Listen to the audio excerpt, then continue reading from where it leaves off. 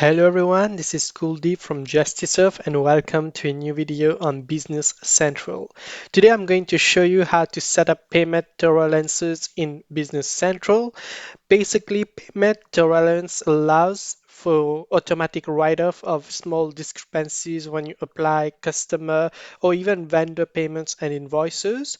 By the way, if you want to check out how to apply or unapply customer payments in Business Central, I did a whole video on that. The link will be in the description down below. So let's go ahead and look at payment tolerance and how we can apply that in Business Central. First, what you're going to do is you're going to search for the general ledger setup. So we've got the general ledger setup.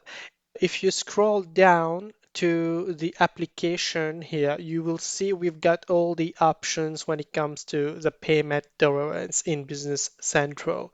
Now, we've got two types of payment tolerance that we can apply on the platform. First one is we've got the payment discount tolerance, and then we've got the normal usual payment tolerance that we can use. So let's look first at the discount here. So let's say you want to apply payment discount to either a vendor payment or even a customer payment. So this is where you're going to come and add all of the details and the rules for that to happen.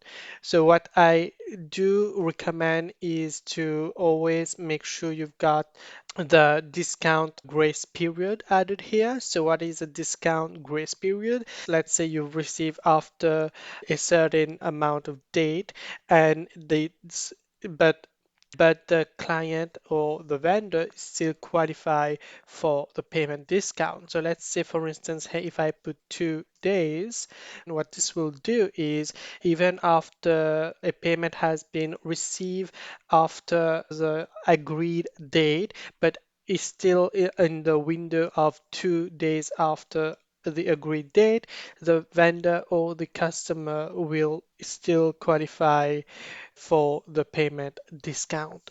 Now, I also would like to recommend that you turn on the payment tolerance warning.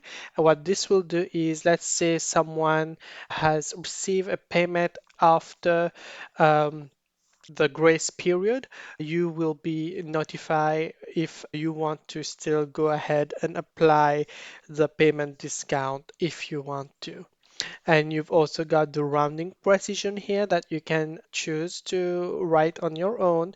And you've got the posting, so you can choose to have your own payment tolerance accounts or your payment discount accounts so that it is separate from all of the tolerance accounts that you are going to do.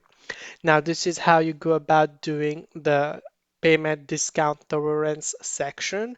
And if we go and look on the other side, it's honestly the same with the minor difference that this is mostly the payment tolerance in general, so there's no discount involved. Here, for instance, you will have the payment tolerance percentage, which is important for any business to have. So the percentage obviously will define the percentage amount that you are willing to accept. For instance, let's say there was an invoice of $100 and the customer ended up paying $99 due to an error, any type of error that can happen.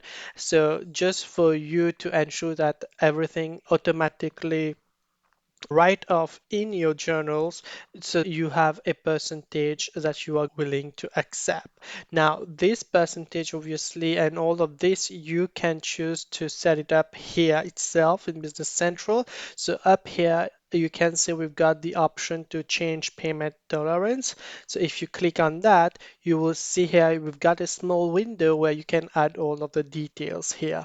Now you can choose if you want to apply that percentage to all the currencies, or you can choose for a specific currency code. Now this will obviously depend on you and the type of business that you have, but you can go ahead and choose the option that will fit your reality. And then we've got the payment tolerance percentage. So this is where you are going to apply the percentage here. Right now, I've already applied mine to zero point 0.1, but again, this will depend on your business and your situation and the percentage that you want to apply going forward. Once you've done that, you can click on OK. And then we can also have the dimension posting. So as you can see here, we've got different accounts on which you can choose to do the posting, whether it is the source entry, the GL account, or no dimension account. Now, this is how you go about to set up the payment tolerance in Business Central. Now, I also wanted to show you, for instance, let's open up a vendor card and let's go to the ledger. So if you go to the ledger entries, for instance, for this specific vendor, and you scroll to the right, what you will be able to see is here we go. So you can see the payment tolerance that have been added here. Now I've already added it in my system. That is why it is showing up here. You've also got the payment discount tolerance date, the original payment discount possible, and so on. So all of this information have already been added to your different entries here in your ledger.